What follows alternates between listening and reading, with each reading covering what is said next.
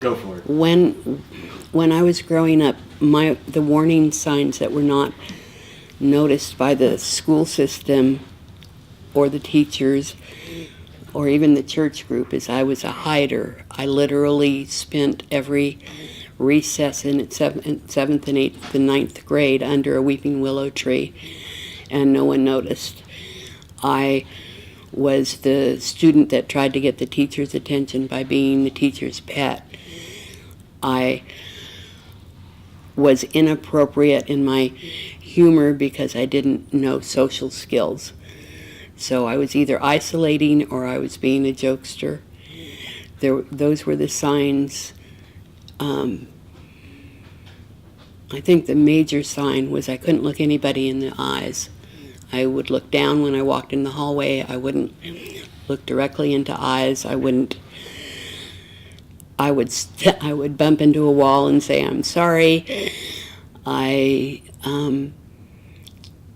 It was obvious I wasn't comfortable. It was obvious to me that I wasn't comfortable in my own body. I think with thinking through it now, I think those might have been visible enough had someone cared to know.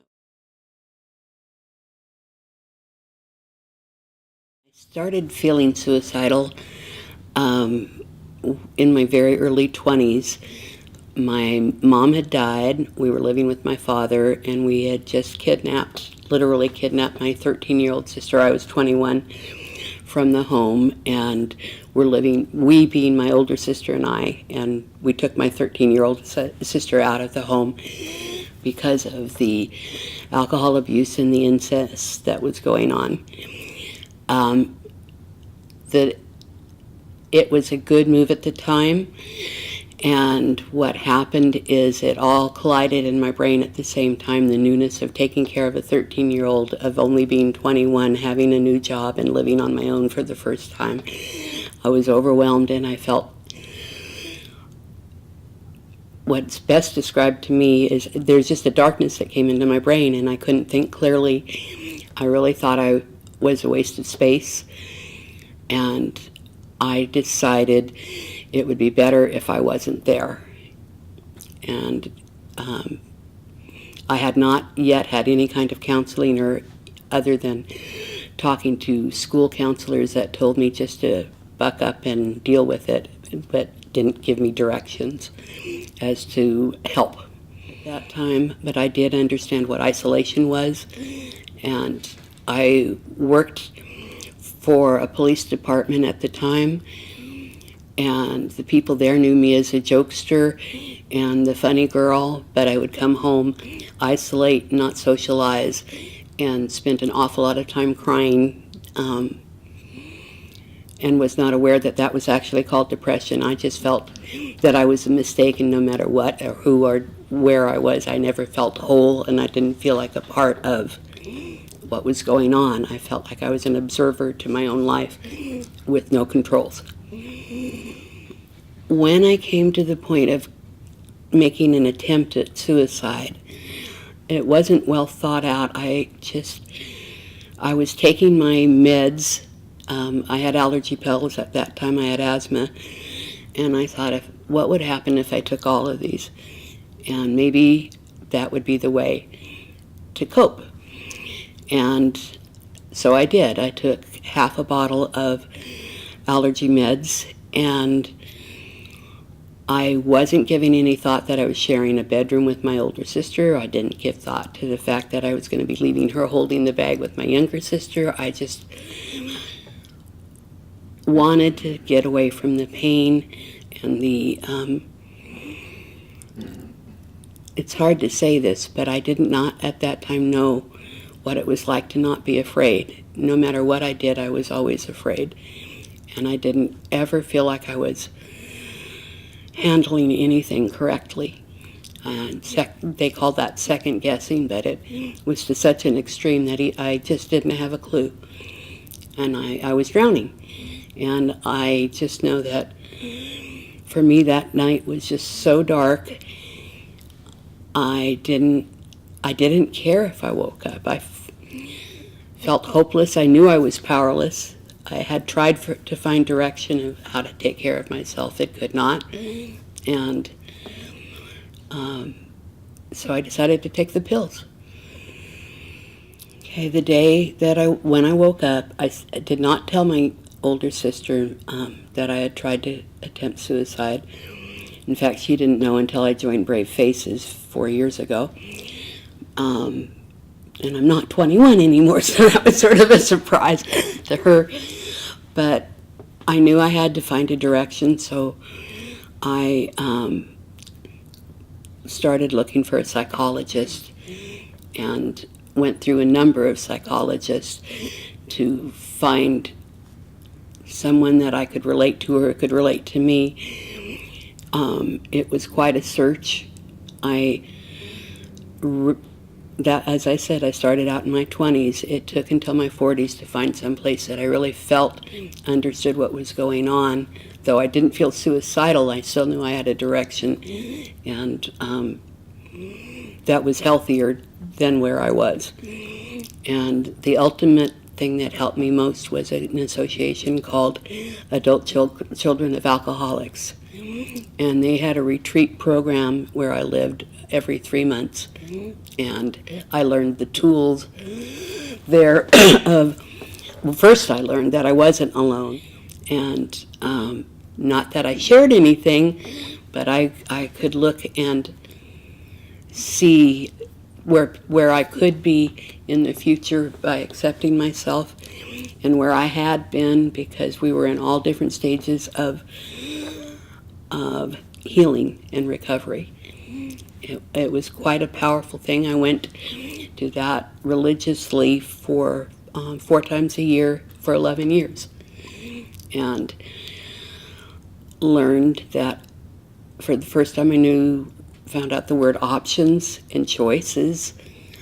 I had been raised with, you're not allowed, you're not able to think for yourself. If a thinking person would phrase, or only an asinine person would think that way.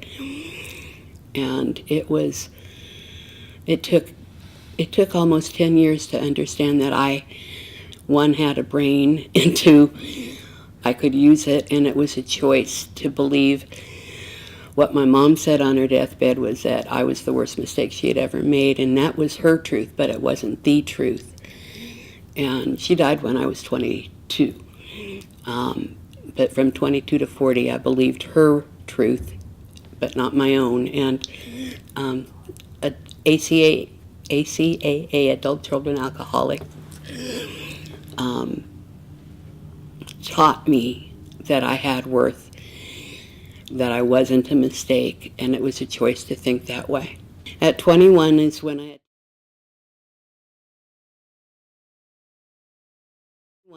I attempted suicide. My older sister, who is my family, didn't know about it until she read about it in one of the papers, the emails that I received and shared with her from Brave Faces, which was just about 2.5 years ago. Interestingly enough, she did not believe me, though I'm the one who did it. She said she would have known, but all it was on her side was seeing me go to sleep and wake up. There was no drama. I didn't try to cut myself. I went to bed, woke up, and then started looking for help.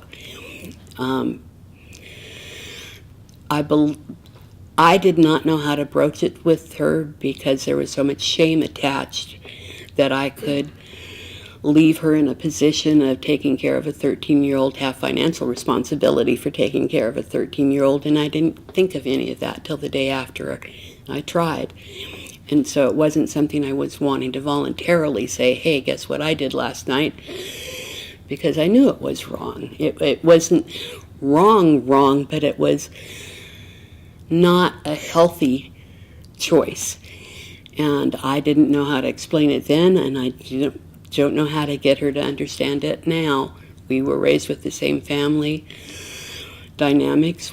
All 3 of us were incested. All 3 of us dealt with alcoholism from our parents, and all 3 of us have different stories. And the conception is that I'm the weak one because I've gone through recovery. I believe differently. I believe I'm the strong one because I've faced it and haven't pushed it aside.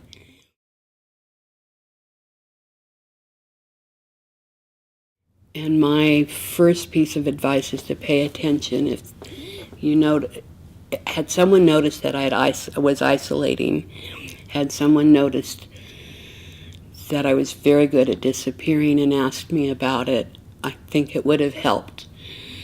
I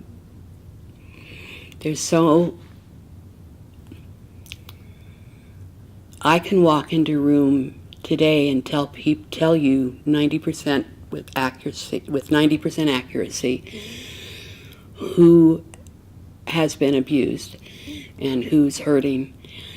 And I generally find myself going up to that person and not asking them directly, but sharing who I am to the best of my ability, and seeing them. If I had not felt invisible, I would not have needed to die. And the invisibility came from being treated like a mistake, believing I was a mistake. I just noticed people. What my best advice for people is to notice the people around you, the people that are hurting. Show it. And if you're one that's hurting, speak it. Find someone through church, through the resources in Shasta County are growing, through Brave Faces. 2 weeks ago, I called a person I had never talked to on the phone before. I'd seen her, but I was feeling really down, really scared. I've had some challenging health issues, and I just stated that. I said, I cannot get out of my head. And if you're that person who can't get out of your head and you're ping-ponging that you're a mistake, that life isn't worth it, tell somebody, because it is worth it. I can't say life is easy, but I can say that it's been a joy to get to the age that I am, and I'm still learning. I still have victories, I still have defeats, but my good news is that the choice is mine to make the day the way I want it to be. It doesn't mean it's pain-free, it doesn't mean it's all fun and games, but it's doable one day at a time. And I know that's a cliche, but there's been days that I've taken 1 second at a time. And if you reach out to others, if you're feeling suicidal or depressed or scared, that one sentence of "I feel" will open such a door that you will be so proud of yourself to walk through.